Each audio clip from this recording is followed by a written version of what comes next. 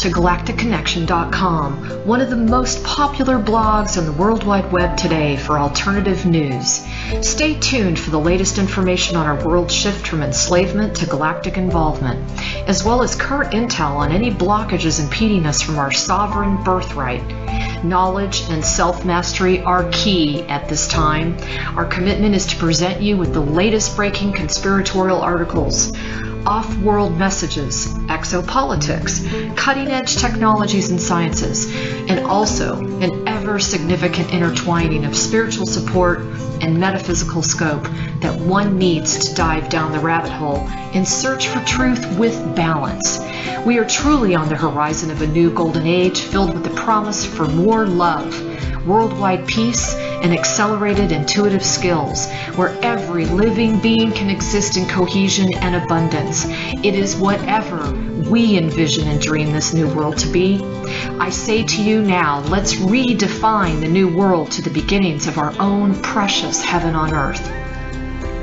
Galactic Connection is here to provide the pulse of Mother Earth through an eclectic range of interviews each Tuesday afternoon from 3 to 4:55 p.m. Pacific Standard Time, Station 2 on BBS Radio, expanding your perspectives on how we can once and for all take back our freedoms, our joy, and our connection with our mighty I Am presence.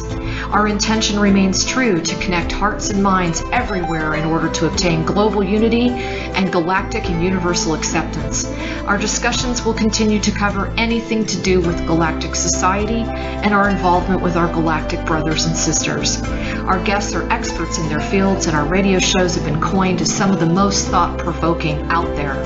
In addition to our daily blog, which runs 365 days a year, we also offer a realm of healing services such as our world-renowned implant removal processes, our spiritual past life clearings, our galactic violet ray alchemy from Alexandra, who shares in the lineage of Merlin, and other cutting-edge healing technologies.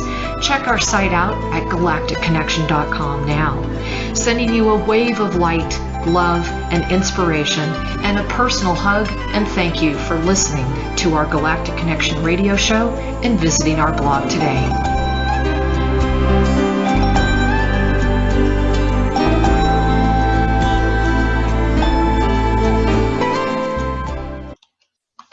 Good morning, everyone. This is Alexandra Meadors of galacticconnection.com, and this is a pre-recorded interview for July 5th, 2016. I hope all of you Americans out there really enjoy your 3-day weekend celebrating the 4th of July and supposedly freedom from our oppressors from the War of Independence. As the rest of the world knows, wars are not the way to freedom. It is from within. And we are certainly on the way to taking back our planet and our power and stopping this oppression. I felt that this interview was very timely because it's all about near-death experiences, which many equate to truly feeling a sense of freedom from this matrix. Now, I think you'll be interested. Eugene Braxton has had out-of-body experiences since he was 6 and literally continued to have night after night continual experiences for 10 more years. In his childhood, he had lucid dreaming and varying degrees of levels of consciousness, which is just amazing to start so early on. After several years, by the age of 13, he learned to distinguish between what a dream was and what a lucid dream was, as well as out-of-body experiences. He even went so far as to determine the different individual states of consciousness. And because of the frequency and the intensity and how often this happened, as a teenager, at 15, he was able to develop and become an expert in an unusual degree of extreme focused observation and mastering many of the techniques that all of us clamor to and desire to perfect. This is why he has become the mystic, America's most gifted mystic. At the age of 15, he himself experienced a near-death experience, and while he was swimming in the Ohio Lake, he drowned. It was a very profound experience, and it led to the books that he has written. He is in the process of writing a second book as well. So please welcome Eugene Braxton. I think you're going to be absolutely fascinated by what he has brought forth. This is very different than most. It's not just sharing his experience. It's really determining all the details that he was able to surmise when you go through this experience. What levels of consciousness do you go through? What are the levels and the stages of the actual death? What do they include, and why are they important? I think you'll find this as fascinating as I did. So thank you very much, and stay tuned. If you're new to Galactic Connection, we do have radio shows live on BBS Radio Tuesday afternoons from 3 to 4:55 Pacific Standard Time. Okay. We'll talk soon with Eugene. Hey everyone, I have Eugene Braxton online with me today, and I wanted to start off the interview with just a very profound quote that you had in your book, Eugene, and it said, "The NDE has an order, it has several sequential stages, a clear and orderly structure, repeating patterns, a beginning, middle, and end, which makes sense and are easily seen when examined as a whole, single event, instead of some randomly occurring, meaningless, misunderstood fragment of some murky afterlife memory." And when I read that, I was like, wow, you have really gotten into an area that seems to be very, very prolific. I mean, I was reading your book and very impressed with how you put this whole thing together.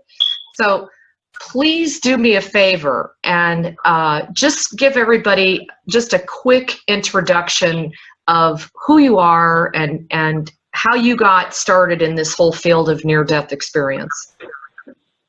Okay. Thanks, Alexandra. You're welcome. Yeah, the research started with some experiences I had. Especially as a kid, and I would I had a near death, and I watched it, and like the study of it, I had mine in '75. So near death research didn't really start until '77. So for the rest of the '70s, up until about the mid '80s, I watched it when they started coming out with near death experience research. And after a while, mid-'80s or late '80s, I saw that mine wasn't the same as some of the ones I was seeing in the media, on TV, Newsweek, and so forth like that. So I just watched, and I was still kind of studying all kinds of things. In the '90s, I saw in Newsweek magazine an article by a near-death researcher who seemed to really believe in it, and that his name was Bruce Grayson. And I thought he was a normal college doctor, Penn or LaSalle or USC, but he turned out to be the world authority. So I decided to tell him everything I remembered about my near-death. And I had had a lot of experiences as a kid in a lot of different things. But so I wasn't sure what he was going to pick, out of bodies, dreams, but he picked the near-death. And so I told him everything I remembered, and that was the beginning of the research start of it, Alexandra. That's amazing. And, one of the other things I was really intrigued by was you were personal friends with Barney and Betty Hill. How did that come about? Yes. Barney Hill was from Philadelphia, and we were from Philly, too. So Barney and Dad worked at the Philly post office before their famous sighting. So they were personal friends, and then they met Betty in the 50s too.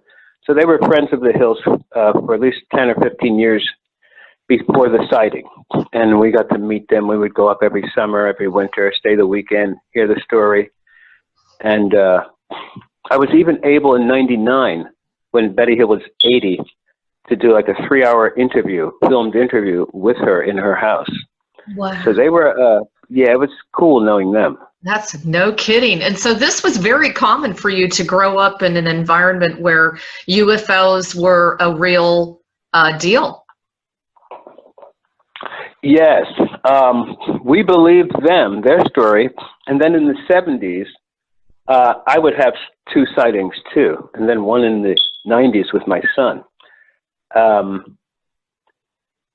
One was like a complete sighting and abduction, because there was some missing time and some like dramatic after effects with me and my friend Roger in Ohio. One was a complete one. One was one of the blue spheres that we see now, and I was going to work one night or coming home from work, and this thing just bounced over my car and up the Ohio road I was driving on. And it was going so fast and it was so low right over the roof. I knew it wasn't a plane or anything. And it was a round sphere, and it just went ahead and zoomed ahead down the highway in front of me. And then my son and I saw a sphere-shaped planet, UFO, out here near the Philly airport. So, in fact, Alexandra, when we saw that sphere-shaped UFO, that at first looked like the planet Saturn, then the rings disintegrated once we started looking at it. That one we saw 1 month after we had an extreme experience at a registered haunted house here in Philadelphia. 1 month to the day, yes. That's one of the things I was going to ask you, is you said it was extremely haunted, historic mansion. What do you mean by that? Yeah, I had a lot of inner experiences, like dreams, out of bodies, lucid dreams, telepathy. But I had always wanted to have a physical experience where I saw a chair move across the room, or a door fly open or something like that. And so we wanted to see if there was a haunted house in our Philadelphia area. So there was. And son again was there. We left him at the car with his goddaughter, and me and 3 guys went up, 2 guys. And we saw what looked like 2 luminous beams about as tall as telephone poles. And they were one behind each other. They looked like they were walking somehow. They were moving across the back of this mansion as though they were walking. And we got down and looked at all angles, and we could kind of see through them. But they were some kind of actual beams that were walking behind the trees. This haunted house was a Revolutionary War cemetery, and then they built a Civil War soldiers, like, nursing death home on top of that. Oh my gosh. And yeah, and that was I would later go back to 2 films there, and on these films, the females that were in them, we were going to use it for a haunted house / photo shoot. So if nothing happened scary at the house, we would film them as a model, modeling around. Right. So that worked out pretty well. Both girls changed physically on film. Like, one girl had 7 different looks in 11 seconds. Oh my God. And her hair changed, her eyes changed. There were 2. The first girl slid across the cement, and she ran from the house within 3 minutes after we got there. And once on the sidewalk, she began pacing back and forth really weird. And then she slid right across the cement. This was in winter. And the house somehow with her magnified her looks to the extreme. You could see her glowing with this beauty, and we called it Haunted Beauty. And I would later go back and watch her good scenes in slow motion, and instead of like the angelic female on screen, there was a witch-like figure whenever I put it in slow motion. So in slow motion, there was a whole nother side of her that came out, and I was able to make almost a second part of the film just showing her all in slow motion. And at one point, Alexandra, she even had a witch's hat on. Oh my God.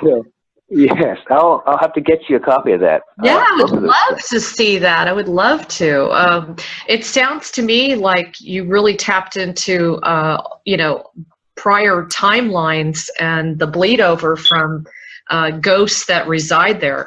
I remember going to Gettysburg and having some similar experiences before I knew what I know now. And I just could feel the sadness and the trapped souls. It was very eerie. That was back in the 90s. So that's definitely a place that needs a lot of clearing, huh? A lot of those battlefields. Yeah, they call it haunted Pennsylvania, and Ohio is kind of like that too. It's just it's just electric with the paranormal energy and activity, and from all the way across the state. And Ohio's like that too. It's we're kind of the brother and sister state that are pretty haunted. Interesting. And now you seem to have just a plethora of experiences. You also talked about even assisting in the location of the death of Julius Irving's son. Yeah.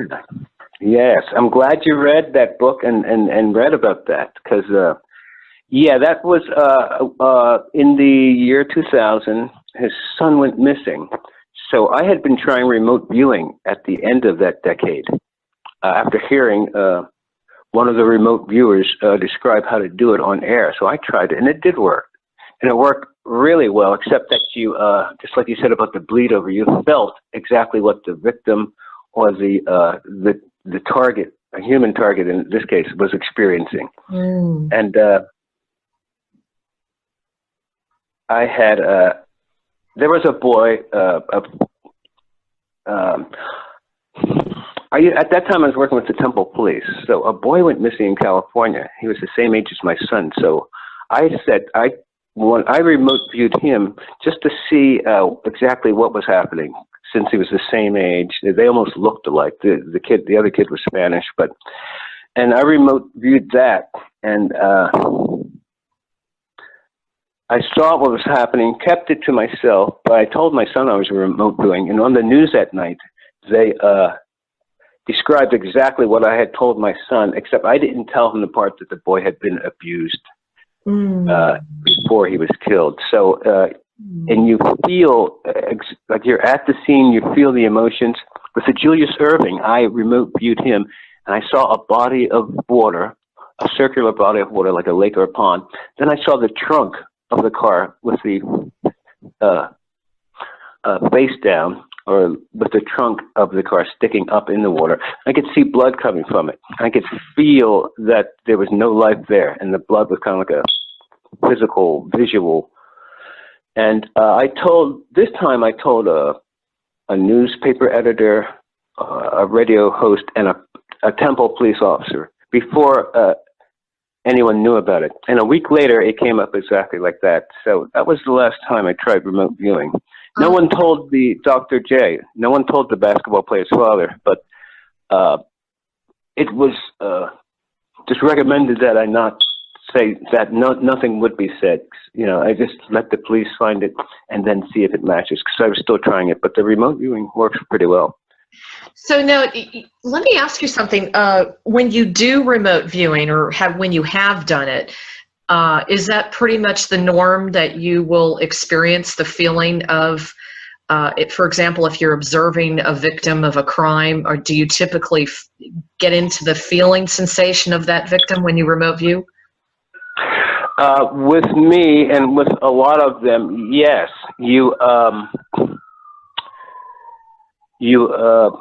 Let's see. You see it as a spectator, but there's also a merging part where you, in a remote viewing, just like with out of bodies, when you start to focus on something, you can also have the ability to merge into it. And psychic experiences bring this merging, they also call it synesthesia. They bring this merging ability out. And so a person can merge mentally or physically with the object of focus. And like with Dr. Julius Irving's son.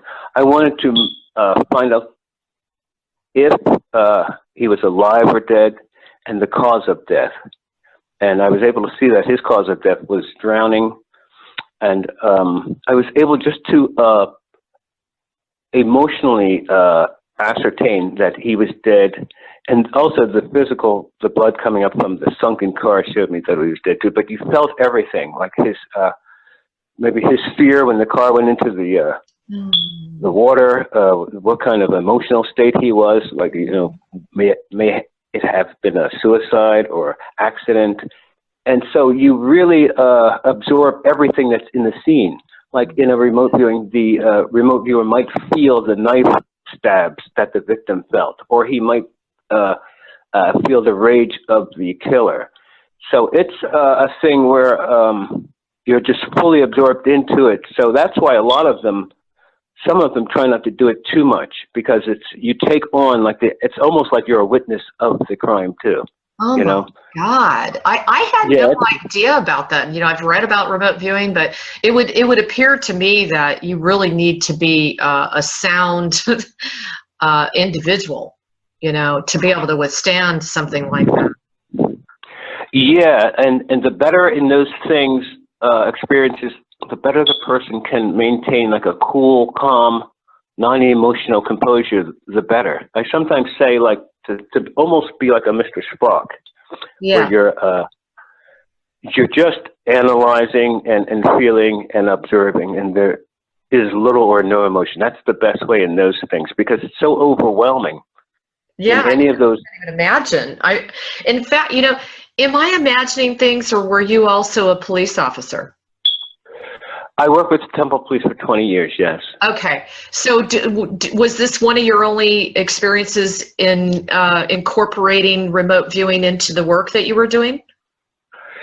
Let's see. As far as working with them, it was, yes.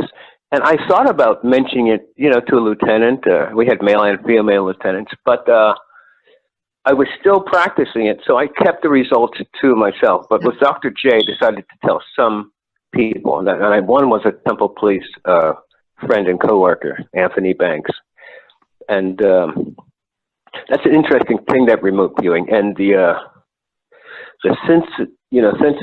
synesthesia part of it is too, where when a person has a psychic experience or spiritual experience, some of the like you said, some of the leftovers, some of the excess. Some of the after effects of those experiences are the ability to merge into other things or into other people, like a super empath, like that. Wow. And you feel it. With the, there's also a lot of, like with emotions and feelings, there's a lot to say about that, especially with fear and ecstasy. I guess we can get into it later. There's a lot to say about that in especially UFO experiences and near-death experiences. Yes. They both have, yes. I know you know a lot about those things, especially the UFO realms, and you have some interesting stuff on your website that I'm going to fully study. But, hey, you'll be studying for a long time if you're on Galactic Connection.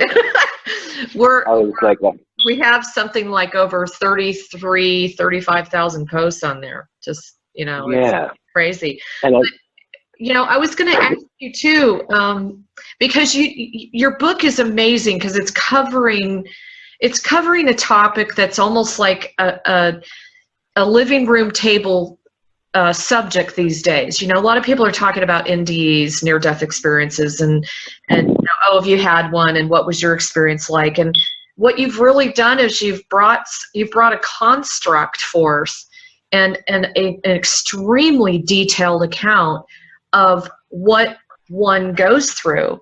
And I can't believe, with your background of not only being an officer, but also a psychology professor, you've brought forth so many different lenses. I mean, I think that's one of the greatest things that came out of me reading your book, is what is really happening to people when they go through an NDE.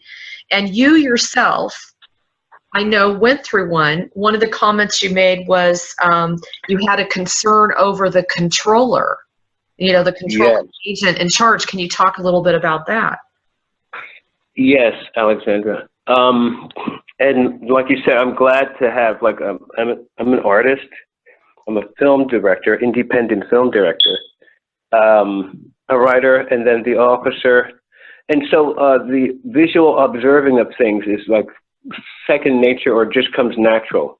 And but you were asking about, I'm sorry, what just now? Well, you were saying you had a concern over the controlling agent in charge, and I thought that really caught my attention. What did just to maybe expound upon that? Yeah, we saw in the near death that there was and the doctors, just like the bad near death experiences, the doctors did not want to deal with this controller, and were concerned about the amount of control that was exerted on the near-death experiencer during the near-death. Like on the front of my book, you'll see the picture of the figure. It could be a man or woman, suspended in air with the arms outstretched. Yes. And a lot of near-deaths, Alexandra, say that they are in that position when God comes to meet them. And that's at the judgment stage. We also found that there were several stages, just like the paragraph that you read, or the quote you read earlier. The near-death, as the scientists thought, it was a mixed-up random order. It's not, and everything in this universe has an order, and so does the near-death. And it's easy to see once it's laid out. And the main problem with that is the memory. Only 1 in 4 near-deathers could remember anything at all, a flash of light or blur. And of those who did remember, a lot of them weren't psychically inclined before the near-death. There's maybe like an athlete had it, or a nurse, or a cop. And what it reminded me of? That picture reminded me of Leonardo da Vinci's Vitruvian Man. That's exactly. In fact, since we're talking about it and the book is out, do you remember the little circle? Remember reading in the chapter of my near-death when I regained consciousness after death, and I regained it too. And that Diluvian man thing is also present. I woke up in a little sphere, Alexandra, and it was moving like a gyroscope. It was moving just like that machine that Jodie Foster got in Contact. And I woke up in one of those, big enough for me to outstretch my hands and feet like the Diluvian man. And this sphere disintegrated as my consciousness elevated. It was in sequence with the consciousness. Within about 4 or 5 seconds, I was completely awake after death. That's amazing. Now, Eugene, do most people remember this part of it? I've heard it once or twice. Wow. But yeah, a lot of people, when their spirit body leaves the physical at death, wake up. We found between 15 and 22 seconds after they physically expire, and that gives the astral body about 22 seconds, 15, to gently come out of the physical. And this is involuntary. Like when people die, their spirit body will automatically come out, as that energy has to and will involuntarily go somewhere, and it goes up and then out. And then they usually pop awake about a few seconds, or 15 to 22 seconds after they exit their physical body. And that's why they usually find themselves floating 8 to 12 feet, 15 feet above their body. And once they look around and see where they are and see their dead body, then they remember that they just died. And I call that the realization of a time and space. Because I woke up out of my body, I knew that I existed because I was thinking. Like I think, therefore I am. I knew that I was alive somewhere in space, and I didn't know what time it was until I saw my dead body, and I realized it was the time of death, and the space would be the afterlife. It was an interesting and deep experience. That's just like one level of all there are about 12 levels. And I think that we could be able to cover all of that today too. Yeah, no, I'm so amazed at how much you were already into at such an early age. I mean, this truly was a gift for you, and it's so obvious to me that this is part of your mission, is to bring this information out so that there's less confusion about an NDE, and you've done such a spectacular job. Please do us a favor. First of all, I have so many questions that are going around in my head.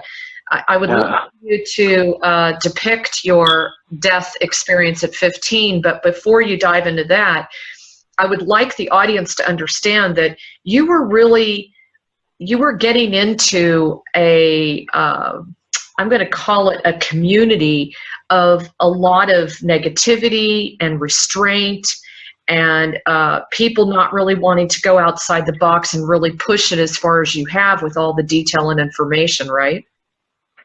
Yes. Just like what you mentioned, the controller.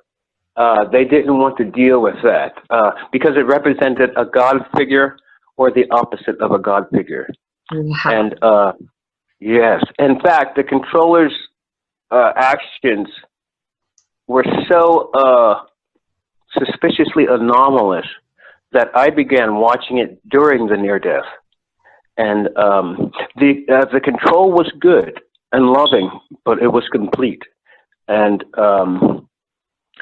it's outstanding what happens in a fully conscious, remembered near death. And almost every experiencer remembers either meeting God, feeling his presence, and then mixing and merging with him. The person will get judged, will be judged, and then they will later meet God in heaven. They meet God like in the second heaven, which would be like the astral realm. God forgives them first. And before the forgiveness, they have a complete life review, which we can talk about too. Yeah. God shows them the life review so they can see a visual aspect of their life. Then he forgives them, and then he judges them. And it's a favorable, super easy judgment. If you believe that he is God, or if you had believed, then you're in. That's actually how it should be. It shouldn't be any kind of court, it should be simple. So he makes it simple and easy. So think about it, Eugene, your findings were completely blowing holes in so much of the religious dogma that's out there. Mm-hmm. Where there's this very judging God, that everything is all about a judgment in a different way than what you presented in the book, is what I'm trying to say. Yes. It's weird it's not weird, but it's weird with the religion spirituality aspect, because religion has a bad name now with the priest and stuff and what they're doing and have done for decades. Yes. And because when we were kids in the 60s, we heard rumors about the Catholic Church and the altar boys, and it was whispered behind. And at that same time, in the 70s, people who were hitchhiking began slowly disappearing. And in the late 70s, I would turn into the serial killer thing. But we heard, and everyone knew, and I'm black, but even the black community had heard whispers too, and of the priest and what was going on in the Catholic Church. I had a longtime babysitter who used to take us to her Catholic church. She lived across the street. And so people are down on religion, down on God, and religion is kind of, spirituality is better than religion, because man just isn't running religion right. They're just running it into the ground. Yes. And now it's almost these days, if you say something about God, people, look at you like, what the hell? So, well, and you know what I say to people a lot of times is it's much more intense to be spiritual than religious, because when you go down as you call yourself, a mystic spiritual path, you are accountable to yourself. You're not receiving a manual that says do this, do that, do the other. You're truly walking a path of truth seeking, really going into yourself and taking accountability and looking at the way in which you fit within this massive creation. So Yes. so it's like all encompassing. It's not just this, oh, I have to pick up this book and it's telling me what to do and how to do it and when to do it. It's much more comprehensive and challenging. It is. And like you said, it's a one-on-one thing where it's the individual and the spirit, the spirit. And it's in religion, there are a lot of things that they could teach but don't, or else they don't know about, or else they won't teach. And there were questions I had about things that religion couldn't answer. So I just started studying and finding the answers myself. Yes. And I can totally relate to that one. I was brought up Catholic also. And I have to say, it did give me, it provided me a really solid foundation in God. Yes. Okay, so Yes. I'm very grateful for that. And in some ways, I didn't have so much of the, how do I say this? I didn't have as much of the programming, regarding the Bible, because the Catholics, in many ways, at least when I was growing up, most of us didn't read a Bible, even though it was a Catholic Bible. So we weren't like being hammered, 7 days a week that we had to read out of a book that told us, exactly what was a good Catholic. Mm-hmm. It was just once a Sunday kind of thing. But anyway, I'm getting off the subject. But you mentioned too, and I was really intrigued by this, that everybody that has experienced NDEs, they come back with some sort of mental, physical, or psychic gift. Yes. And how did that affect you? In a super good way. In fact, the near-deathers do, as a side effect, is the psychic, like the amplification of psychic abilities, and to a high degree, where if the person isn't used to it before the near-death, it'll be a super shock to them when they get it. Kind of like that movie, The Dead Zone, with Christopher Walken, where it took them about 5 years to get used to being a different kind of elevated person from the near-death. And so these after effects, the psychic abilities that the near-deathers get, they increase from year to year all throughout the experiencer's life. So they get used to it if they haven't been used to it before. And the after effects are really just being starting to be studied and worked with, because some of the things that you learn from a near-death and evolve into goes way beyond any kind of psychic ability that they may have. There's so much other gifts that come from the near-death experience that, to me, and I'm fully used to all those things, that the psychic after effects are actually hindrances to the continuation of that elevation that the person wants to have in the spirit. And like with the mystic's main goal is to have a conscious union, one-on-one union with God, and everyone can do it. And that's what the mystic is always into, like merging. In fact, a continuous, merging in real time, a continuous 24/7. That would also the ultimate goal. But anyone can meet God who has created them. Anyone can experience His presence. The person cannot know the mind of God, but they can merge with Him and experience the presence of the Creator who has created them. It's like natural to mix back in with where you're from. What was intriguing for me is you talked a lot about you continue to have dreams that were almost warning you before you went through this near-death experience. And I was kind of wondering, do you feel that the dreams and the warning and the death themselves, are they related to, like a past life looping, or is it more of a, did you feel like you came here deliberately to contract this as part of an experience in this life? I mean, I don't know. Do you understand what I'm asking?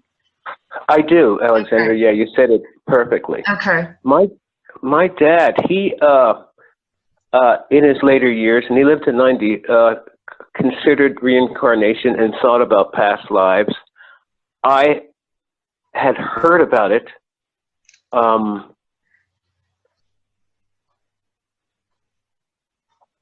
And I personally think a lot of it's,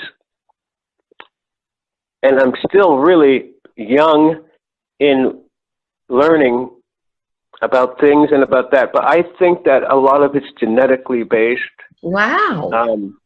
I do. I think that people are remembering the genetics from maybe great-great-great-grandmother or grandfather, or maybe someone in their lineage. I just can't see where a good God would let us go through this kind of stuff over and over and over. And if he did, it's helpful that he lets us forget it, but to have all those memories would make the human even more of a human. But to have someone go through several lives, erase the memories of those lives, just seems like a game that God wouldn't play with us. And, I totally agree with you. And I mean, there are so many things I'm questioning now that we've read in a lot of spiritually enlightened books and articles, etc., that I'm questioning now. You know, especially the whole, we took this as a contract to be, you know, to arrive and be born into this like horrific home. You know, over and over. And then, you know, when you were showing the dreams before the death, what it made me wonder is, did you have this experience in a past life, and your dreams were warning you that you were going to go through it again because you didn't, you know, learn from it, or was it just merely the fact that we're in some sort of looping sequence, you know? And exactly, Alexandra. In fact, after the near death and before, like with those, I had some dreams that were warning me about about drowning. And I thought that it was my feet tangled in the blankets. I thought it was just a fantasy type of fear dream, because I'd been having nightmares and all kinds of dreams back then. And I was also on our high school swimming and water polo team. And those guys, you know, they have to tread water for like an hour without using their arms, and they're super swimmers. Okay. And we used to swim in the Ohio waterfalls during a flash flood. So we were super swimmers. Oh my God. And so I just tossed off the notion of drowning, because I was, you know, a water polo player, and I swam in the Ohio lakes and water. So I said, there's no way I could drown. And I did other sports too. I was a good athlete, but these repeating dreams, and they were vivid, emotional, and brief. And they were literal warning dreams for about a half a year. And then I did drown. I jumped in a lake, got stuck up into the knee. I could not get out. I was a weightlifter and all that. I could not. It was like tar. And that's how the near death, yeah. So it was a future warning dream. And I had considered did I die in a past life? Is this a memory that maybe I had? I considered that when I was 15, because they kept coming back, and it's always the same dream over and over. And in fact, just last night, I didn't sleep at all. I slept like from 9 a.m. to 12 or 11:30. I only sleep like 4 or so hours, and I have bad sleep disturbances from the psychic things. But the dreams is that's a doorway, a safe path and a natural path by which humans can go to all the other wings of God's paranormal mansion. I see that psychic and esoteric experiences are all different rooms in one wing of God's mansion. And Fascinating. And you know, you did talk a little bit about the mirror of truth. And I was hoping you would maybe talk a little bit about that as an adult. What do you feel that mirror of truth has sharpened within you? I think that one of the best things a person can do is to self-reflect, and not where the person is preening in front of some mirror, but to examine themselves examine their interior first, and then their exterior world in which they live second. And I think that one of the best things a person can do is to know themselves and to also to look for themselves, because like you said about this, the world in which we live and how it's almost like this fake type of illusion, and people, you see them walking around with name brand things on because the guy tells them to wear it, and they have their Timberlands, and it's weird where people aren't really themselves. A guy's in a job that he really is not qualified for, it doesn't really, is not inclined to, and a lot of people don't want to be themselves, and there's a lot of people who don't want to look for themselves. So I think the outside of us is what we present to the world is just our second self, and our real self is that inner self. And the person should always try to have a dialogue with their outer physical self and their inner self, and those two should talk and meet. Just like an even better example, and the same example, is when the person's conscious mind interacts and communicates with the person's subconscious mind. When those two minds start interacting and agreeing on having or knowing or doing things, it comes to them. It's like that's when the person starts using their consciousness to interact with the universe, and when we reach out to it, it does respond back to us. So those are some of the kind of things that the near-deathers learn to do, and where it makes those psychic abilities seem like silly. They seem like distractions when you can consciously interact with the universe and get it to respond to you, and you respond to it. Or when you usually one psychic experience, a legitimate one, will bring on others until the person is occurrence prone, and the experience is just come at them back to back to back, and then they start to get used to them and work with them. But I think the best thing a person can do is get to know their inner real self and get to like that self, because in this world you should have a healthy regard for yourself, because there's some literal lions walking out there. There are people like to smash people's egos, so the person has to know themselves and be strong. Like you said, this is like where the person should be a spiritual warrior. It's some pretty wild times physically and spiritually happening now. Absolutely. I can't agree with you more. And we really are, a lot of times I say to people, we are walking in the enemy camp. Now I know enemy is kind of a generalization, but we truly are at the end of our old age, where literally we are seeing perversion like never before in every aspect of our life, our society, and the people around us. And it's so important for us to, when it gets really intense and we are grasping for straws to try to find ourselves, and we're blocked from doing that, whether it's depression or illness, or feeling abandoned, or just plain old feeling completely shut down psychically. It's so important never to stop communicating with God or some supreme power, that's beyond yourself. It's so important to never let go of that, because that is there, and I think it's the one saving grace, no matter who you are or what you are, that we all have to lean on. In fact, I wrote here, one of my favorite statements in your book was, you must walk, run, and crawl by yourself towards God. Nothing must impede your movement towards God. Yes, thanks.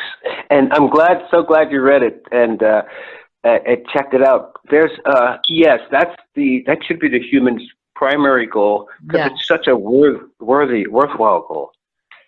And so important. I mean, especially now, more than any other time, because we are being bombarded from all angles with a force that is not necessarily here for our best interests and our benefit.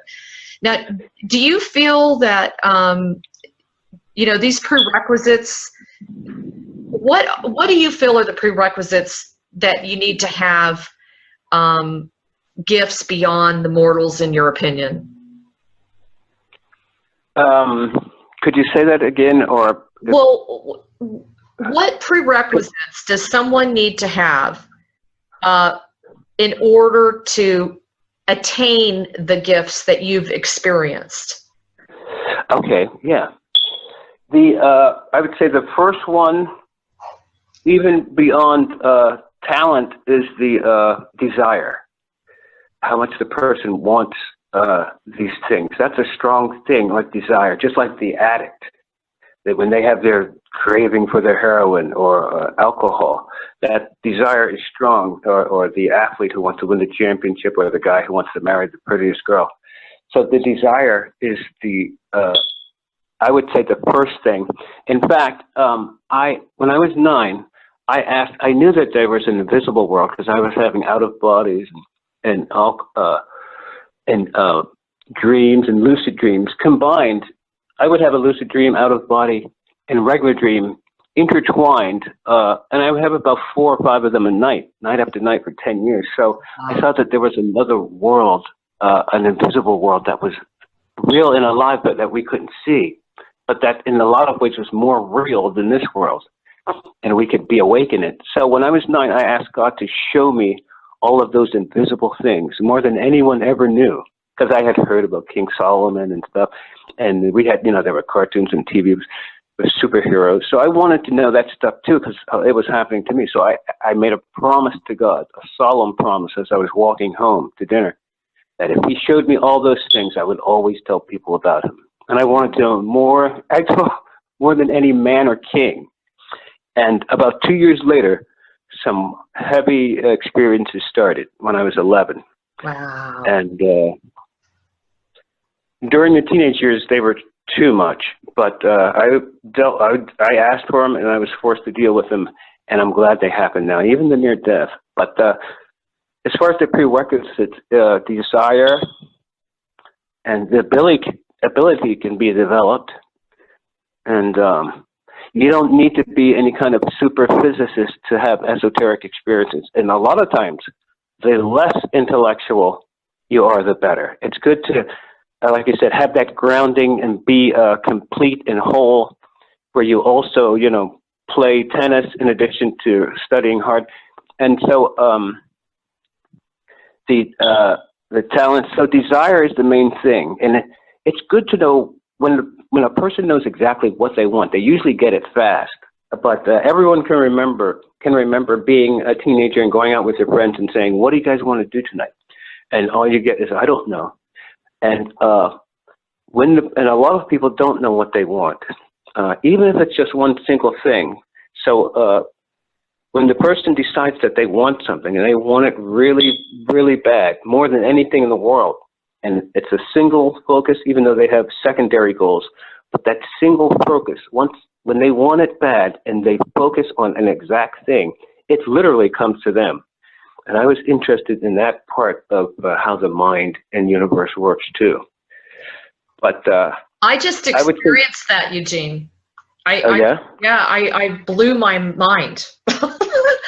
I ended up manifesting a home that I had written all these details down on a piece of paper over and over and over again. I even found someone who would take me to these really expensive homes so I could get all these different ideas, because I'm very detail oriented. That's just something that's one of my fortes. And so I wanted to go all the way down to the detail, and I had taken these courses that manifestation is key when you get, don't just say, "I want a car." You want to put out to the universe, "I want a car that's red and it's shaped like this and it has leather seats," and it's, you want to give all the details to the universe. So I decided to do that and wrote it all down, and ended up manifesting a house unbeknownst to me. I mean, like shock. It just came out of nowhere last August. And when I walked in the door, I had to try not to gasp because everything I had written down to the windowsills was exactly how it came out. Yeah. It was crazy. And like you said, wasn't the feeling when you realized that, isn't that a wild feeling? Very. Especially what you said about the manifestation. And I call it rapid manifestation because it does seem to come quick, especially these days. But that's a weird feeling when you realize that the thing you've been focusing on is literally here now. And like you said, it comes out of nowhere and sometimes and often comes to the person. Right. And I'm constantly reminding people, I know it's been tough. I know everybody's tired. People are holding space a lot for the light on the planet to be, to be victorious and bring balance back to this world. And at the same time, because of that exhaustion, we've forgotten how to dream. We have lost our inner spirit and spark on just knowing that if we think a thought, that we will manifest, and to think that which we want, not necessarily that which we're responding or reacting to. So I was so intrigued by all of your stuff. I mean, for example, I just want everyone that's listening to this book has a lot of good details and lists for people to review of what to do on how to understand NDEs and the levels of consciousness. One of the things you dove into was the dream state and how to wake up right to remember your dreams. I have clients ask me that all the time. Can you go over that? Yes, Alexandra. And there's, like you said, the book is chock full of all kinds of esoteric information that is not out there now, especially in near-death research. And but again, the dreams are the pathways to all those experiences. Like if a person wants to get into this stuff deeply and more deeply, dreams is the safest and most natural way to go. And here's a quote, you might have probably saw it, but dream vision, the things we see in our sleep, is the primary method by which human beings experience communication with the Creator. And it's true. Wow. So, yes, the right way to wake up. So the person goes to sleep, and before they wake up, when they're dreaming, there are things happening in their head, in another life, in another dimension that that begins to dissipate as the dawning of their morning consciousness comes on. So that dream memory still lingers if the person wakes up. First, their eyes always, if you can wake up without moving, just like people naturally do it all the time, but this time if they can consciously, once you wake up, stay as still as you can, as though you're overtired and you're just looking up. Like when a person has a hangover and they open their eyes, they see where they're at, then they go back to sleep. So if the person can just, when they wake up, and stay as still as possible, and then once everything's cool and all right, you don't have to work and there's no one around, you want to wake up, remain in the exact position that you did when you woke up, and then close your eyes again. And you could do a breathing or two, and just remember the last detail of the last thing you remember in your dream, and then the detail before that. And usually those details will help you remember the previous detail. And that's one way you can go back and track what happened in the dream, especially the end, which is usually important in the dream. And then the person, when they're going back in their memory of the dream, they'll remember other parts further ahead in the dream, and they can write it down. If they really want to study their dreams, write it down, and they can go over it in the weeks to come. But if the person, remains still, close their eyes, go back into the last memory of the dream, and then the one before that, and that usually brings memories of the beginning and middle of the dream, because these lapses of consciousness that we have in dreams, in near-death and in UFO experiences are they're just an impediment to us remembering every aspect of our experience or our dreams. And we want to try to have continuity of consciousness, and those can be done through breathing, deep breathing exercises. And that will help us retain each sequential memory of the dream, and then later in other experiences. But the memory factor is a serious issue in so many psychic experiences, because that memory thing is interesting, and also with that controller aspect. And there is a similar controller in the UFO field too, because I work with Dr. Jacobs and Alexandra. It seems as though that controller, I never said this on any other interview, but that controller that's in the near-death is apparently the same controller that's in the UFO field too. Wow. And yes. Wow. So that was, yes. I'm always the suspicious type, and during these experiences, and I'm naturally like the calm and reserved type too. So I emote, but it takes a lot to bring it out. Yeah. Or unless I'm super. So I'm usually calm and collected, but the controlling agent is apparently the same person in both of those experiences, and there's even more to come in that regard in the second book. But so I saw some things, Alexandra, some anomalies in the near-death that were so suspicious. But I went to Dr. David Jacobs, the world authority, who also worked at Temple, conveniently, and introduced myself and showed him what I had found in my research and asked him what he thought. He said, Eugene, you're 100% accurate. You're 100% correct. And so this was 99. So the next 10 years or so, I would just go over that, revolve it, and see it 360 degrees. Also, I was curious to who this controller was. So I decided, this was during the near-death research, and they lapped where I was working with Dr. J and the one of the other two world authorities at the same time. But I wanted to see personally during the near-death and then years later who this and what this controller was. And we believe that we have, I know who he is, but it's good to say that we believe we've found out who and what this controller is. And it's just deep. So you can see where it goes way beyond the psychic ability, some of the things, that other considerations of these experiences. They're just, I can't see how someone could be a I can't see how a normal person,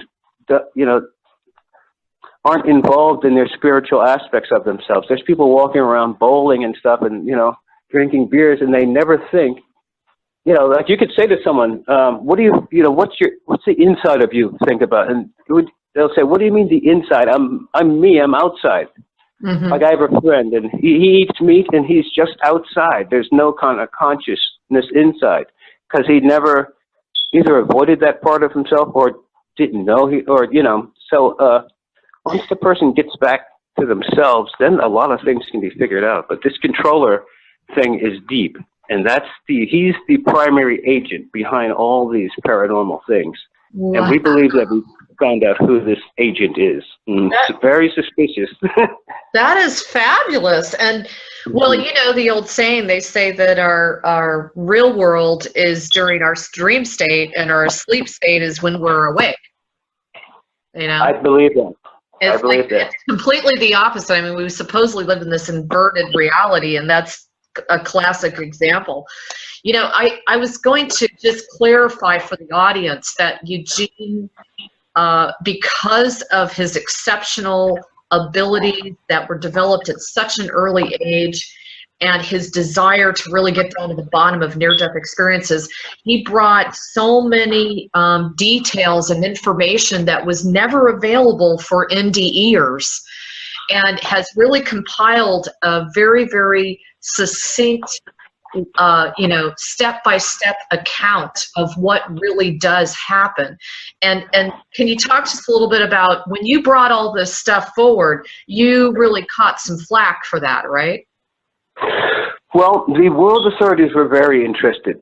At first, there was most of the religious people really liked it, as well as cops and doctors. Those were some of the heaviest customers this last fall. And I thought the religious people would be severely against it, you know, because it involved the mysticism, and which is the union of the person with God.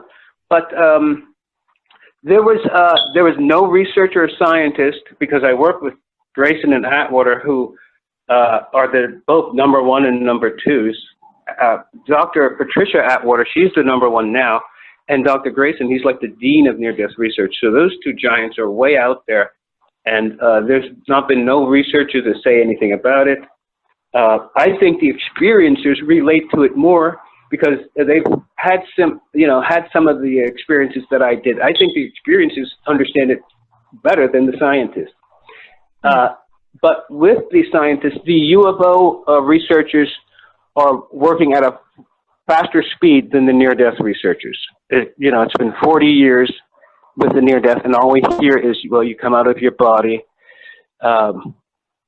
you meet deceased relatives, you float, 8 feet above your body, you see God, and then you return home. We've been hearing that decade after decade. Right. And then you see the UFO people making a lot of progress. So it's time that the near-deathers, well, I showed them what was happening, but it's, what was really needed was just a childhood experience to have a near-death and remember it fully, and then translate it, because that was one of the hardest things, translating some of that stuff into regular words so that anyone can read it. But like you said, and thanks for saying it, there's a lot of information, and the scientists I know they're studying it, and some physicists asked me to help them with that too. So there's there's no other book like it as far as life after death or near death in the world, because I was working with the best world authorities. Oh, well, yeah. And the fact that you just have so much detail is great. I mean, it's almost like anybody should have this on their, in their library just for reference, if nothing else. I'm just going to ask you kind of a silly question. And, because as I was reading through it, I thought to myself, I had a very, very, really bad car accident in 2001. And, all the doctors said, or many of the doctors said, are you sure you didn't die? Are you sure and I remember I did lose consciousness because I actually remember coming to, okay? But I have no idea how long that was. It didn't feel like it was very long. I didn't have like this, memory of, going and having my body, basically go up and get my review and say, oh, no, it's not time. You need to go back right away or anything like that. So is it possible that if there's this much rich spiritual information to attain from an NDE, I would almost think that everybody on the planet has experienced this, whether they are aware of it or not? You're exactly right. Oh, really? Okay. Yeah. Because even if the person, like a near car accident, I had one in Youngstown, but like yours, even if the person believes that they're going to die, but don't, that classifies as a near-death-like experience, and the after effects come with that too. Mm-hmm. I have a childhood friend who's a football player, and he had a near-death, doesn't remember anything except coming to after his coma, and he still receives the full after effects too. And even if the person doesn't remember it, they can still, especially if they feel that something was different or higher about it, that qualifies too. The thinking of the person is as much as the actual thing itself. But did you? That's interesting. But yeah, and what you can tell from what you do.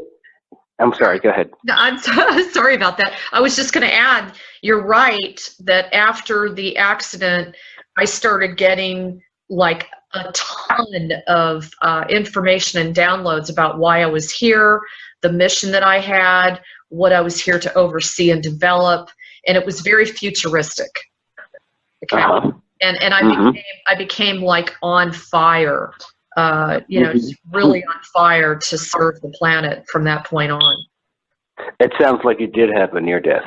Really? Because I've seen all the stuff that you know, and you said this was 2001. Yes. And I've seen on your website all the stuff that you know and are into. I like that where you do the spiritual cleansing. I like that a lot. The one that Christina had. Yes. That sounds really... the implant removal. Yes, that sounds really good. And so it seems like you did have a near-death. And even because they're still kind of classifying what is a near-death. If the person comes close to death, if they believe they're going to die, see, just from that accident and when you lost consciousness, once that astral body, and I'm sure you've had out of bodies, once that astral body gets into that esoteric ether, that prana, that electromagnetic energy that's in the air, they absorb a lot, and you can be enhanced just from the out of body portion of your accident, even if it's not remembered. Interesting. So anytime that the person loses consciousness or comes out of their body, they absorb a lot, and then it's remembered or just known or sought after later. But I would say, from the way you're describing that that was a near-death experience. So has any research been done regarding people that are put under through anesthesia? Yes. The people who, in fact, that's a good one. They're trying to, over in Europe, figure out the near-death through that way. And what they've done is they've put a sign. I thought it was kind of silly, but they've put they've gotten a magic marker and written some words on the sign. They put the sign on the ceiling of the emergency room in the hopes that if a patient were to wake up during surgery or have consciousness out of their body, which everyone knows that we can do, they would see the sign, then come back, tell the doctors, and it could be verified as a legitimate, a proof, quote, that they had consciousness after death. And even children from the cartoons know that there's a secondary part of the person, their spirit, that comes out when they have an accident, get hit in the head with a baseball bat, and the spirit body pops out in times of illnesses, accidents, stress.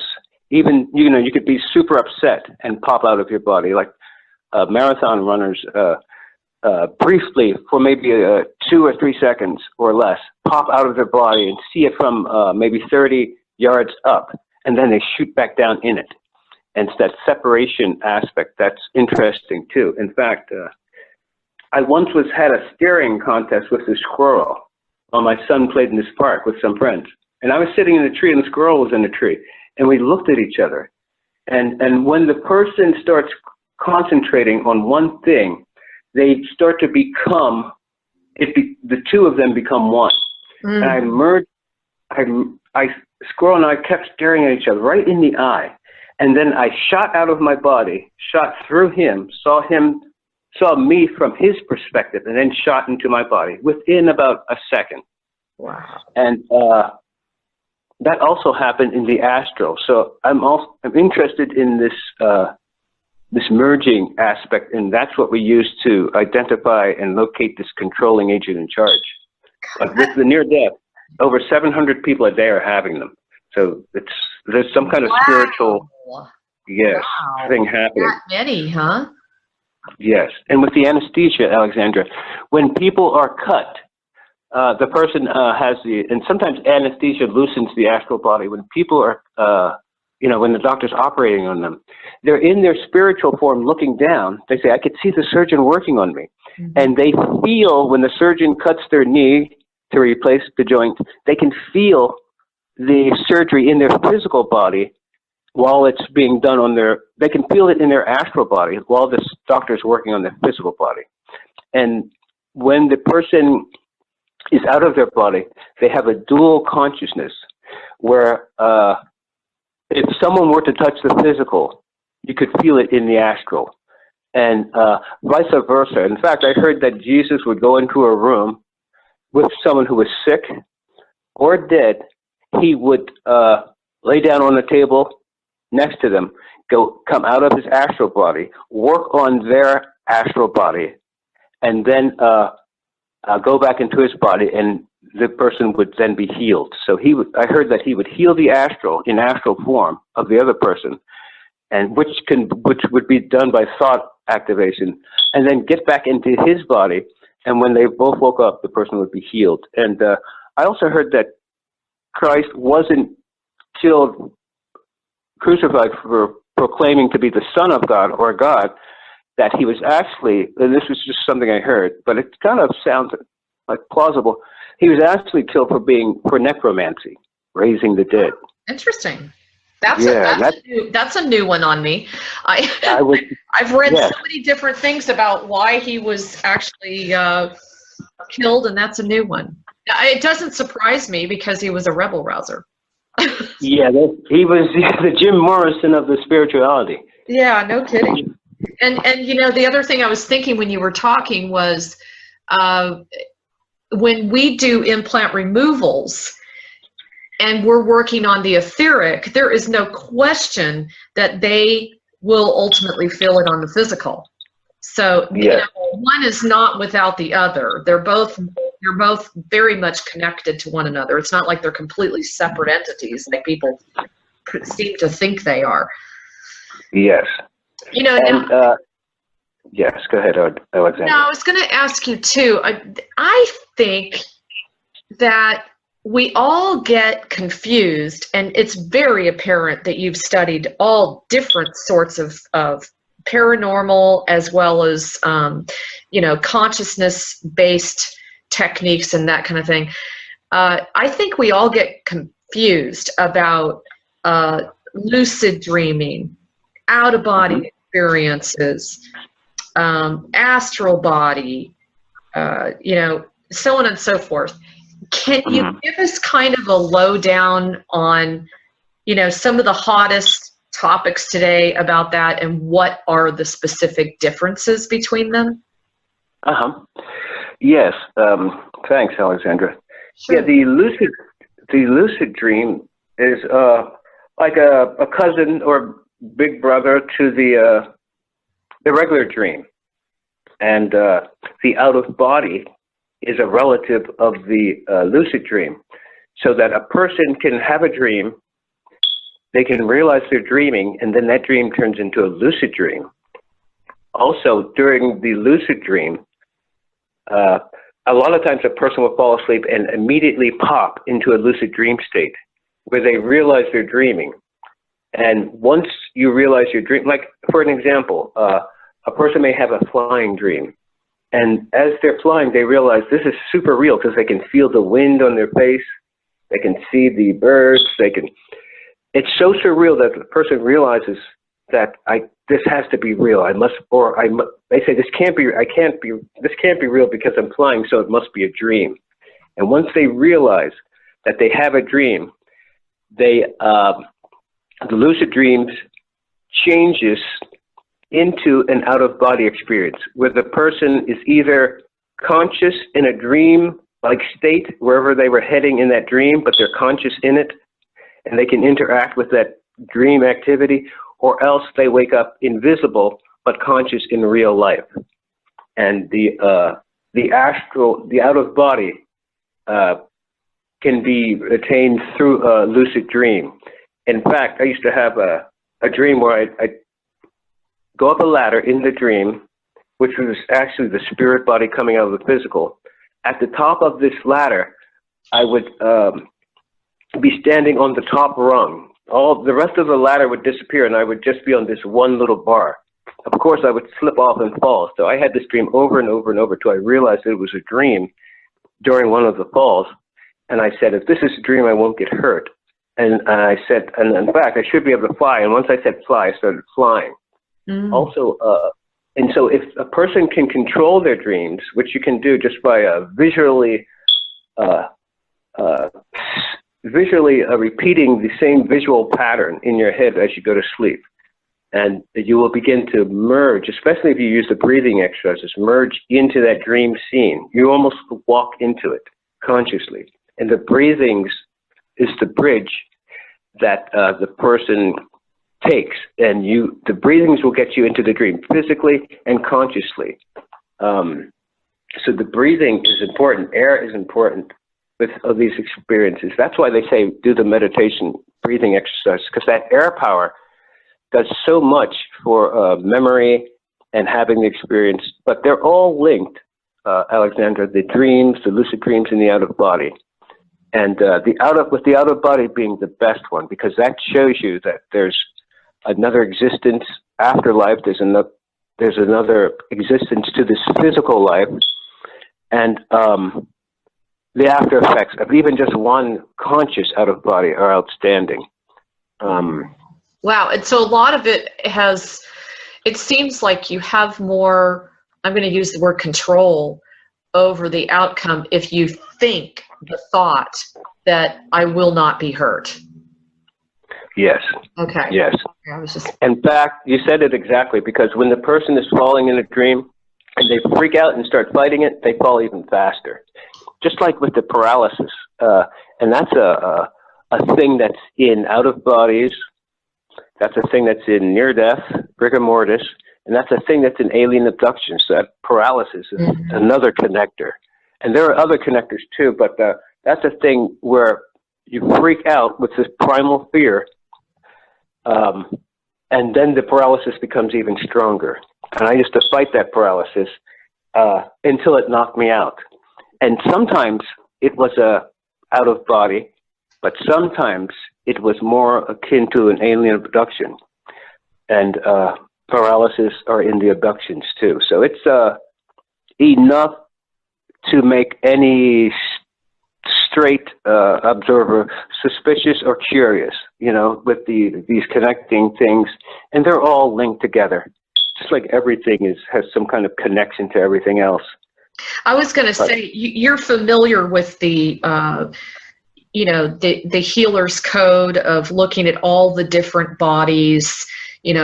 For example, you don't just look at the physical body, you look at the mental, the emotional, the spiritual, and there's countless bodies. So when you have had these experiences, do you literally see those? You can, in an out of body or a dream, you can see, a lot of times depending on the person, you can see or feel, you can see the aura, or you can feel the aura. And you can see the different emanations from another sentient being. Because sometimes in those things sometimes in these things you'll see thought forms. Like I was in dreams and in the near death, I saw this thought form just floating by me. It looked like a little brown cloud, and it was really sad. I could feel it fully. In that out of body state or in the spiritual state, it's better to go on the feelings and emotions, because they're more reliable than the visual and the psychological, trying to figure it out intellectually. We're more equipped to deal with that thing emotionally, because our emotions don't lie, especially if the person is in tune with their own self, how they feel, how they react to things.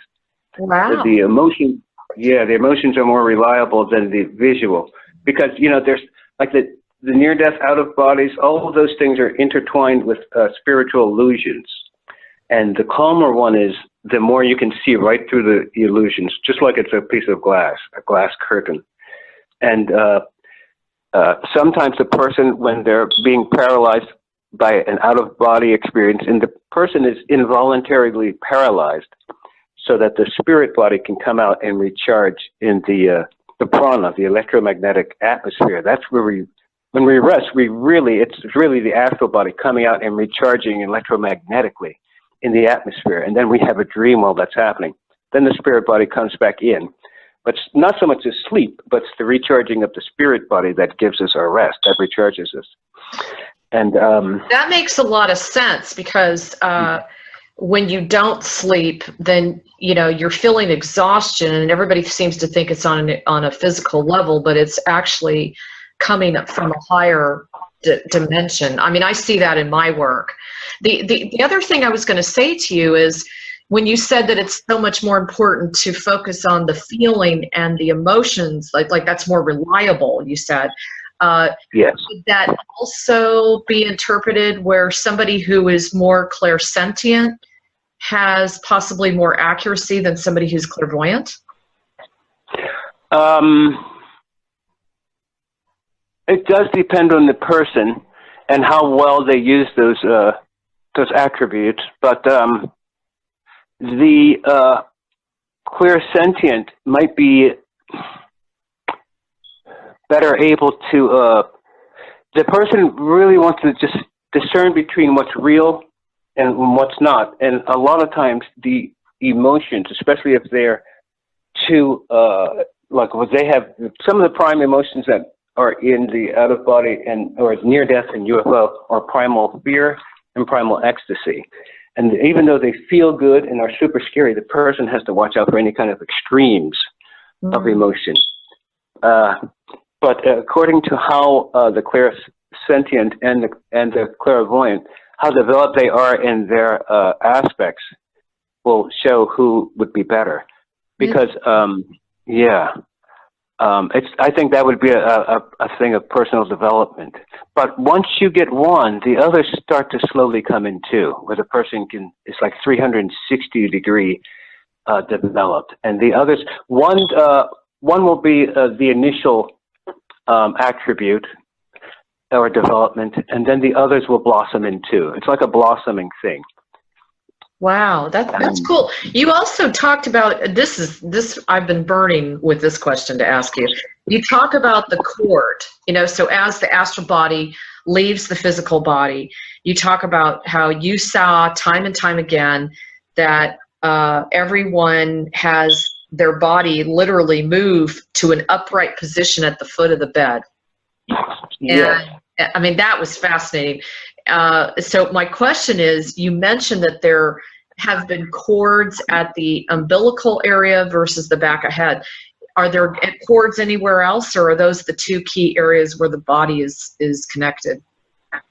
Yeah, those are the two areas where it's connected, as far as I've seen, and as far as I've seen from other researchers. A good one who has a lot of information, and that cord's an interesting thing because when you want to see it, it's like it's actually a spiritual umbilical cord that harnesses you to the physical while you're having an astral experience.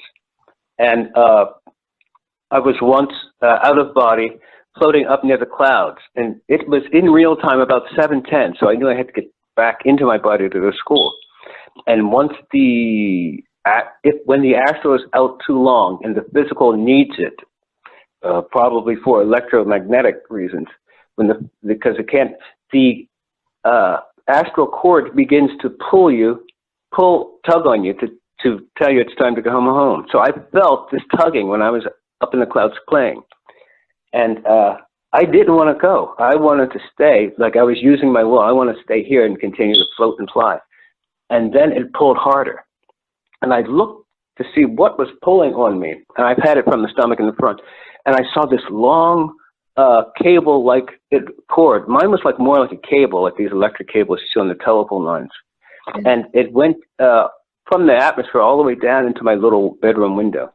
And I said, I'm staying out this time. And it began to pull. So we had like a tug of war.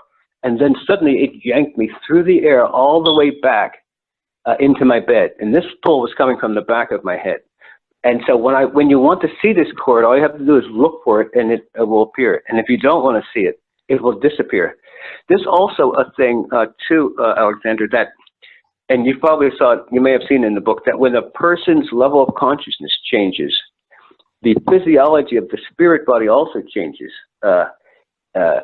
in sequence with the levels of consciousness. And also, at the same time, the space or dimension that they're in changes. So whenever there's a deviation in the level of consciousness, there'll be a deviation in the spirit body and also in the space or time that the person is in. And in the book, it shows where the person will have several deviations of the physiology of the spirit body throughout the afterlife stages. And that's one way you can tell A person will be having a dream. They'll be talking to someone. They'll suddenly disappear. That's because they either realized where they were and what was happening, or it's an elevation of consciousness whenever there's a change in the spirit body. And when there's an elevation of consciousness, there'll also be an elevation of or deviation in the physiology of the spirit body and in the location of the spirit body. Wow, that's really important. That's fascinating. Yeah. You know, I was going to say too, when you mentioned that you'll start feeling a tugging because the physical body needs the astral body to return, that just brings up a whole new can of worms for the abductions, where they're forcing the individual, they're pulling that individual through their own means, you know, either into a underground base or you know, what have you, depending on what type of abduction it is. You know, do you have any thoughts on that? You know, as far as, because wouldn't they be overriding the natural tendency for the astral body to you know, the physical body to want the astral body to return? Yes, Alexandra, that's a good question. And there's a heavy connection with the out of body and the UFO abduction. And I'm really into the UFO thing too. And like the scientists, the UFO researchers, like the stiff ones or the straight ones, they've heard about astral abductions. The regular people and researchers and people who are into it like us, we know that there are astral abductions. When people say, and Betty Hill and Dr. Jacobs both had a feud, long-standing feud about, are people taken out through solid objects like walls and windshields, or are they removed physically, as Betty Hill always claimed, because that was her thing. She was taken out of the car. So she stayed with that true thing that she remembered. Dr. Jacobs said that his the people that he regressed were seen, were pulled through windows, solid objects, houses and walls and stuff like that. So, and Dr. Jacobs thought, who's my good friend, he thought that they were, and I know that they can, taking the people physically. Somehow they were, disintegrating the molecules and taking them physically through a wall, which they could do. But I saw that, and that's where I did the film with Betty Hill. I went down there to do the film and to primarily see what she felt about it and who was right. Do people really get taken through walls, or are they physically abducted? And in the book, I showed that letter where I showed him what I came up with. I thought that they were both right, that the people are physically abducted, and they're spiritually or astrally abducted.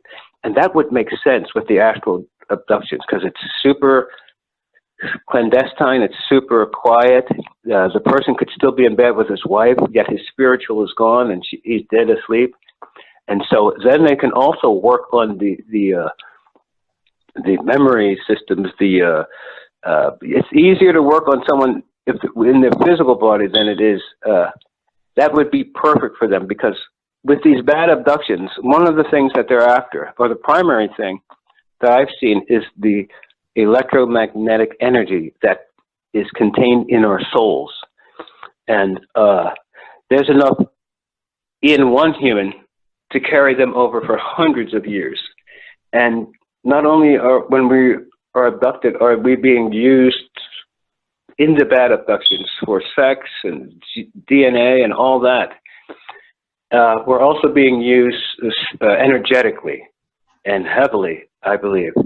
And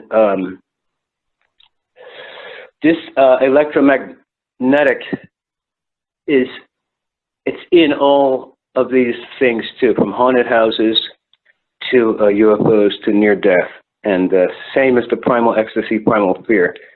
So there's a lot of things tying all these things together, and we've figured out a good amount in the second book because there's a full tie-in with life after death and the UFO aliens, and we've checked into that fully.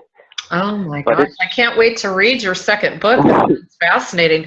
Now, do you actually think when the abductions are taking place, do they technologically extract this electromagnetic field, or are they actually, because you're getting into my, because we're really involved with soul capturing as well, by the way.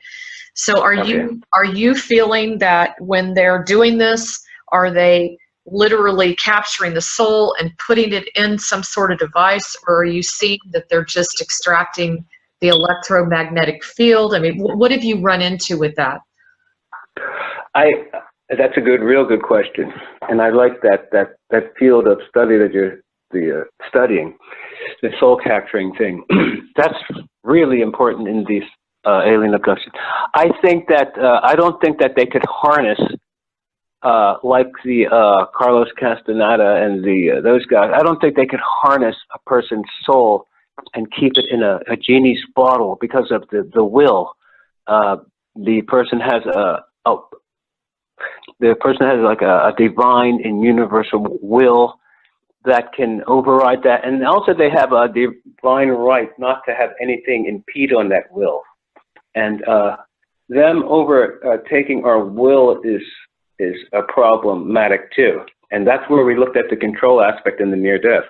But I think that they do it energetically, because so many of those things in that spirit world is done through thought actuation, or just like osmosis, where you absorb. Like I went at that haunted house after our initial experience. I went back with goddaughter, and while she stood around looking, I silently absorbed as much energy from that house, because after 8 days I'd figured out that it was electromagnetic energy that had been heightened by fear. So I went back to absorb it, and I did. And that next year is when I started the research, and I just knew. And back then I was always looking for these boosters that would amplify the abilities, and that haunted house is one. And it's supercharged with energy. It's the warehouse of energy, and so I just borrowed some. But I think that the aliens siphon and extract our energy nightly, weekly, as we refuel it. That's why people will go to sleep 8 hours and then wake up fully drained, as though they went through a heavy experience. Mm-hmm. That could be one of the, but I think they drain us energetically or spiritually without machines. And the container, it almost doesn't seem like they could harness the soul, since we were given a soul by God, so he's part of that will of it too. Like when we don't want to do some things and we say, God, I don't want to do this, he'll come in and intercede. So it's interesting with the containing the soul, because that's something they'd very much like to do. And, they do. And, just to respond to what you said, yes, we do have the divine right to our own souls, but there is literally a battle going on with the human race being able to take back 100% of their souls. Mm-hmm. I agree. That's where you really get into, that's soul fragmentation is far more than what people perceive it to be. They're literally using a part of your soul, and I think that's what I think is the reason we're looping all the time in prior lifetimes. With this karmic wheel thing, here is that we haven't had the benefit to receive or be able to capture back our 100% of our own souls. So yes. This is, in my opinion, this is the number one most important ingredient for freedom amongst all living beings, and especially the human race, but I agree completely, Alexandra. Yeah. Yes, go ahead. No. I was just going to say, and we have the divine right, but we also are contending with, on a galactic scale, through that divine right and through our free will, we have made agreements, contracts, oaths, etc., that go way back to other very ancient timelines, world ages, etc. And this is where they get you. Mm-hmm. This is where they get you. Mm-hmm. And just like you said, I think, like you said, that study of and the researching, the checking out and understanding of the soul is even more important than consciousness, and the physicists and people, everyone's studying consciousness, but that soul is equally or more important, because that's the trophy that they're after. And if we didn't have souls, there'd be no reason to even live, because there would be nothing further. So I think the soul searching and understanding of that is even more important than the consciousness study. And in 35, Junks proposed an idea of a division of consciousness, something that we were talking about earlier with the anesthesia, and how the person can feel something physically that's happening. You feel something in the astral that's happening to the physical body. And also there's a duality of consciousness where the person can be conscious in both bodies. And the physical sensations show that. But the person can, if they want, can look through their physical body up at the doctor while they're in astral form. And it's interesting with that 300-degree vision, spiritual vision, that's called spherical consciousness. And but there's a division of consciousness, and that the soul aspect. Yeah, I would say that's even more important than consciousness, because the soul will outlive the consciousness.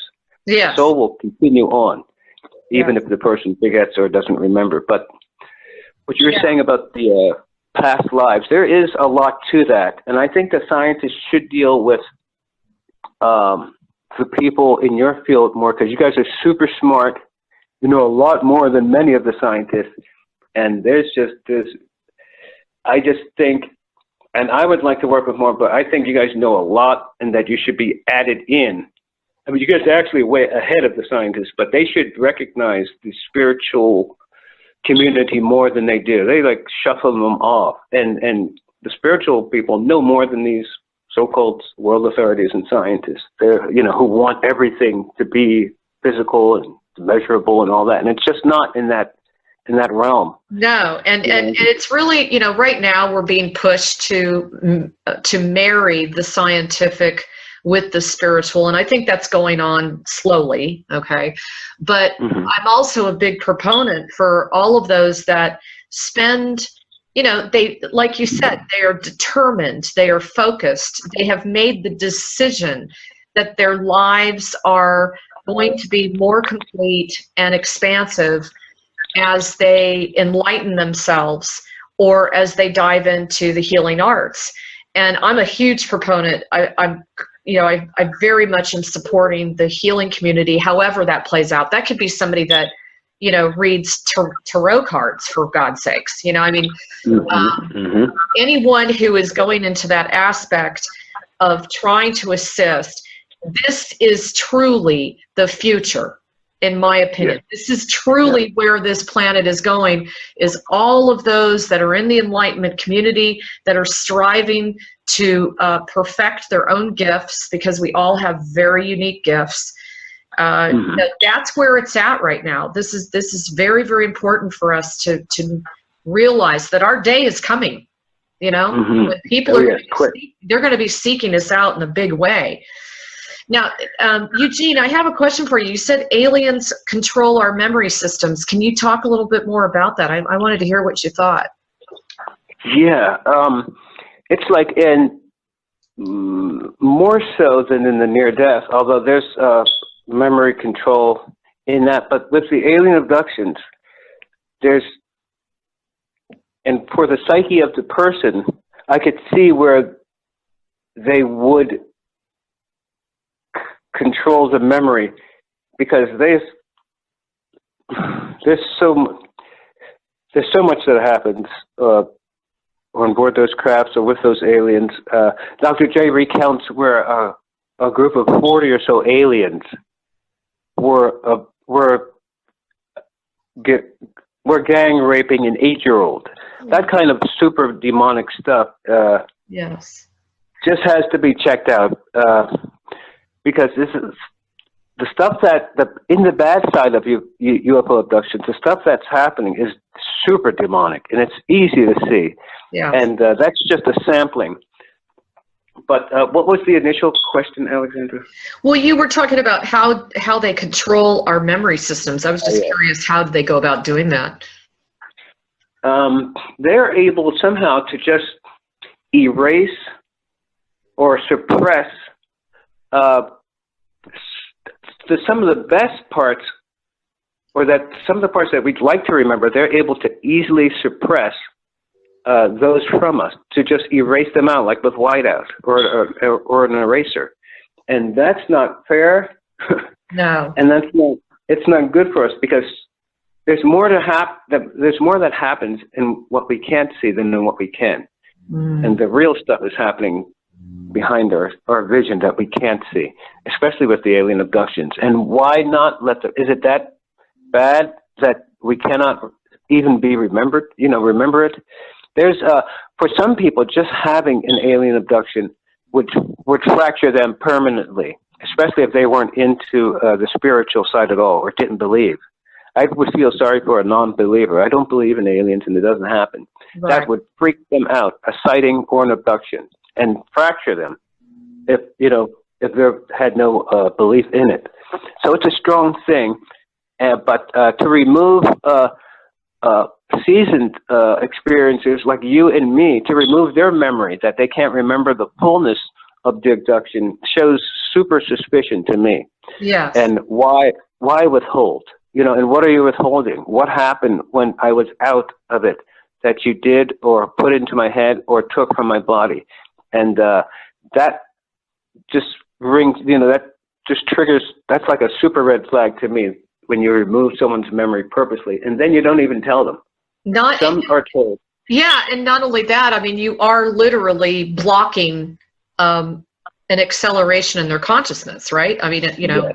just from that fact. Now, I wanted to ask you another question, too, because this is something that really resonated with me. There's an awful lot of interviews out there that are already talking about the gang raping, the severity of these abductions that are going on from the so-called aliens. And, of course, there's always the contemplation of, well, are extraterrestrials positive or negative? And, if you go into the, oh, gee, everything's positive mode, in my opinion, that's not a great way to serve yourself. Yes. If you're going into the camp of, oh, they're all evil and horrible, that's not serving you either. But I wanted to know if you thought about a lot of these so-called gang raping abductions and, very perverted sexual hostile takeovers. Don't you feel that many of those are actually happening through the military and underground bases, and they just stage it? I've heard about these labs and the government involvement in possible government involvement in alien abductions. To the person, it would seem like, how could a human help a negative alien do something to other humans? But you'd be surprised what humans do, and for a little too. I personally, I know they know more than us, but in this reality. Yes, in this reality. Yeah. I just, and also there's, I can't, in a lot of ways, I can't, because they want information from us, so that shows that we know as much as them. It would seem, that's something I don't want to believe, that they're involved with the aliens in abducting. Let me throw this out to you. Because, again, this is my field that I have a lot of experience and study in.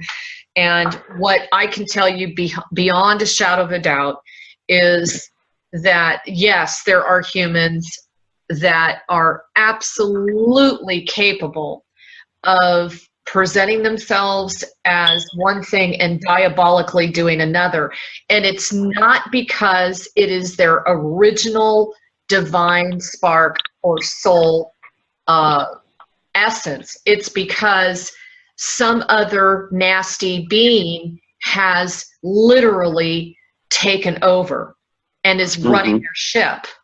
That's why you see humans participating, unfortunately, in these horrible experiences with people because they're mind controlled.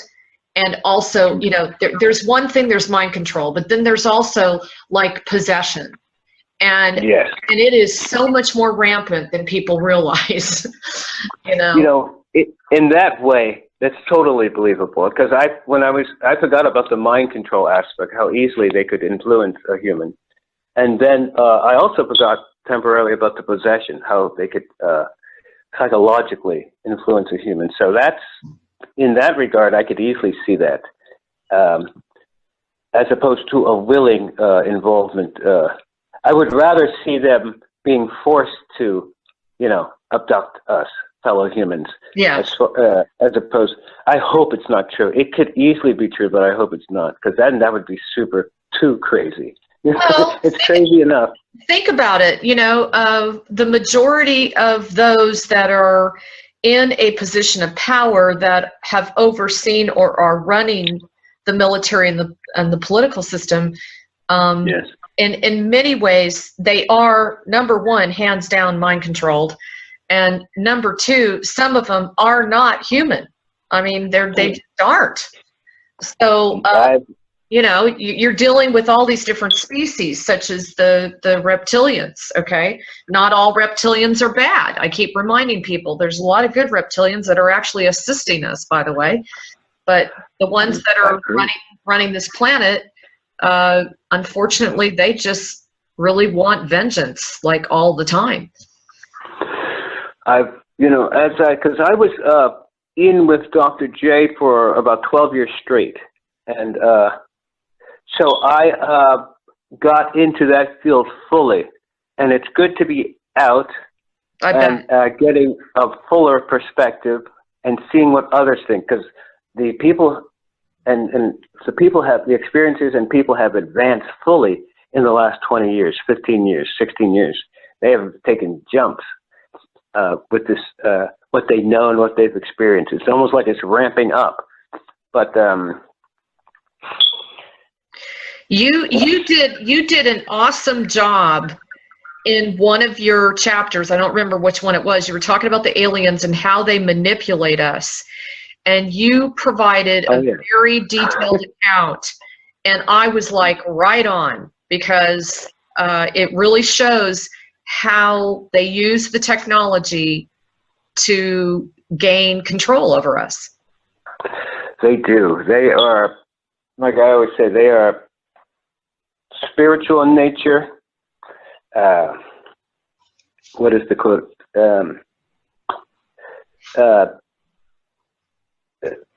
And I've had a lot of good experiences with good entities that I would either see as aliens or angels. I actually saw them as aliens first, and then angels as I got older. You know, you would think it would be the other way, but there's a lot going on, and the deeper I look into it, the more evolved and unfolding it gets. Yes. Where, like you said, they have different species, and that's fully confirmed by both sides. It's a interesting and perplexing field, and since it's happening in real time, it's fully important. And with the near death, that's something that had happened to a person, even though they have after effects. That's like a memory of an experience. But with this abduction thing, that's something that's ongoing right now in present time, and it's super important to know about it and think about it, and just like you guys do, take every aspect into consideration. Definitely. Be aware of it. You know, the more that you're the more that you're aware that this is even a possibility, whether it's in your physical reality or not, just having the awareness that it does exist and it does happen, so that at some point, if you have a friend or even you yourself, God forbid, begin experiencing these sorts of things, you have some point of reference, something to hold on to. Because I think that, the most, the saddest thing is that there's so many people who have been abducted. It's just like what you're talking about with NDEs. You're seeing 700 people a day, or I think you said, having NDEs. Yes. I mean, think how many people are getting abducted per day.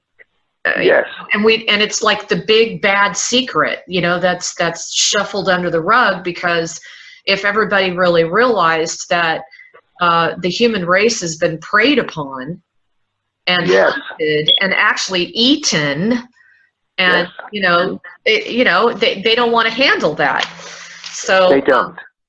They don't want to deal with it. It's unfortunate. But now, to kind of switch gears with you, because we have about maybe 10 minutes left, and one of the things I really thought the audience would love to hear about is to kind of go back a little bit to the life review room. So after you have an NDE and you go into reviewing, your life and what a lot of people call the judgment, can you talk a little bit about that? Because I think the thing that was intriguing to me is, why was it shaped the way it was? Okay, yes, and that was good observation, and I was curious about that too. Yeah, the life review, I'm just looking out the door, because the life review is where the person is showed after they die a 3D, like on flat screens, kaleidoscope type of a portrait of their life, everything they ever did, said, or thought. And the feelings that you re-experience everything you did, said, or thought at the same time, like multi-dimensionally. Just like if a person is shuffling a deck of cards, you can see all the cards at once. It's like that. You see it in your mind's eye. And so in mine, and it's like a prototypical thing of the other experiences life review. The person just finds themselves. They don't walk there. They find themselves in the life review, and that shows like a lapse of consciousness, which is super important when it's not a continuous stream of memories. That shows that there was a sudden stop or a lack, an erase. That the memory might have been erased during that time. So the person just appears there. And it also shows a change in the level of consciousness, because the spirit body changes and the location changes whenever there's a level of consciousness. So when the person, you could say they awaken or they appear in the life review room. And I call it a room, but when experiencers are asked to describe it, it's all you can see is what's in front of you. And then there's like a gray no man's land behind, where you just can't see beyond that. So you're shown only these screens, and you can see you're in some kind of room, but it's fogged off after that, which is suspicious and something to notice. So I noticed in mine, I was, again, levitated in the air, held in midair, suspended, and in the middle of this tire-like circular moving room. Now, in mine, the inner bands, if you think of a tire, the inner bands, where I was watching what happened in my life, that wall, although the screens remain the same, the inner band went to the left, and the outer band went to the right, or let's say the outer band went to the right, and the inner band went to the left. But there was circular movement in an opposite way in that room. The room itself was still, but the bands around it were moving, which is similar to a UFO. In a few ways, like the size of the room. It wasn't too big. The things that happened, the levitation aspect, the showing these multi-dimensional images in the person's mind, and the hearing of the voices from behind, but you couldn't really see the who it was. But anyway, the life review shows the person, everything they did, said, or thought. And in the near-death, it's actually in preparation. God wants you to see everything you did so that when he comes time for the easy judgment, there's no mistaking what you did, said, or thought, whether it be good or bad. And those things, human things, can be worked out easily with God, who always gives us a second and third and fourth chance. We don't give him the same amount, but he always gives us an extra chance. So that's like a review of your life in a near-death, where you can see what you've done, and there can be and God watches it with you. And then they do review it, ask you if you could have done things better, ask you what you've done with your life. And then you move on to the judgment, which is a forgiveness. And then God comes to you in the form you would recognize him as. And as the person is levitated or somehow under his direct abeyance, then the judgment begins. And he asks you if you've always believed in me. He asks you too, what have you done for others, the first? What have you done for yourself to improve it? And have you always believed in me? And if that last question is yes, you're automatically right then in. And of course, that's when the location, the dimension, and the physiology of the person changes, because their level of consciousness changes. So, and I will just go through that real quick because we haven't talked about. But the person, has the life review, is forgiven. God comes to the person. You can feel him emanating as he comes, and you're filled with this super ecstasy. It's orgasmic. It's the nirvana level that the mystics speak of. That's that level of super ecstasy that's actually an illusion, because the strong feelings of fear and ecstasy is those in near-death and a lot of times in UFO or spiritual illusion. And there's a deeper reality behind that, especially if this person stays calm. And so you want to take it all in calmly and not get caught up with the what you see visually or feel, even what you see visually or feel, because they, here's a quote, ecstasy is, human beings were created by the Creator in such a way that ecstasy is the only dependable mode of conduct/control for sentient beings. Human beings were created by the Creator in such a way that ecstasy is the only dependable mode of conduct/control. And ecstasy is also associated with that process of transformation between life and death. So those aspects, primal fear and primal ecstasy, are very interesting too. Very interesting. Yeah. Wow. And I just want everyone to please check out Eugene Braxton's site. You can order his book at braxtoneugene.wix.com/America's Mystic. I will have it up on the website in case you don't get that. And you'll be able to learn about the 13 levels of the near-death experience, the 14 stages, and everything from the dark void all the way to the discussion with God and so on and so forth. I mean, Eugene's just done a fabulous job of really deciphering what happens when you experience this. This is fascinating. I can't wait to hear about your book too. And please do me a favor and stay in touch with me, because I can't wait to hear this. I will, Alexandra. And for your listeners, I will cut the book's price, and I will sell it for $10 for any of your listeners who get it off my website. Oh, great. And, yeah. So, okay, now how do they do that? So they just make sure they put a notation of, just put down GC or Galactic Connection, and he'll know that it came from the interview, right? They can do it that way through the website and do the Galactic Connections initials, or you can type that out. Or just email me, and we could do it that way, or through the website. But it'll be $10 for anyone who gets it, who's any of your listeners. Or any of your people. Eugene, tell everybody your email address, please. Okay, I'm at America's Mystic. That's like America's Most Experienced Mystic, all one word. America's Most Experienced Mystic at gmail.com. Perfect. Mm-hmm. And I'm going to quote him by saying, if you love knowledge, you are really loving God. If that doesn't resonate to your being, I don't know what does. Because all of those truth seekers out there that are listening to us, they're going to totally relate to that. So Yeah. thank you so much, Eugene. This is really fascinating work you're doing, and it's a gift. I know all of us will be sending you kudos. I appreciate it. I know how much goes into this, and because a lot of times you're dealing with a lot of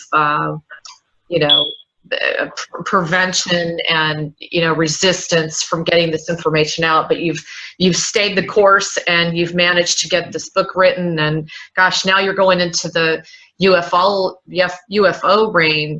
range, which is really going to open up a can of worms. I can't wait to hear what you find out. that makes life after death seem like a cartoon. I was going to say. So thank you, everybody, for listening. As always, sending you lots of love. Please check out our new website at galacticconnection.com. We have a ton of new services and products and all sorts of cool stuff coming up. And as you know, I did make an announcement this week. It was pretty big. That we are calling forth the Guardian Ambassadors. If you are interested in that, do not forget to send an email to admin@galacticconnection.com. And if you have not listened to my prior interview, which was an urgent message to the Guardians, please do so. And everyone take care. Have an awesome 4th of July weekend if you live in the United States. If not, hold the space for all of us that we will truly, finally take our freedom back. And we send all of you love, and thanks so much again to Eugene. Thanks, Alexandra. Okay, everybody, take care.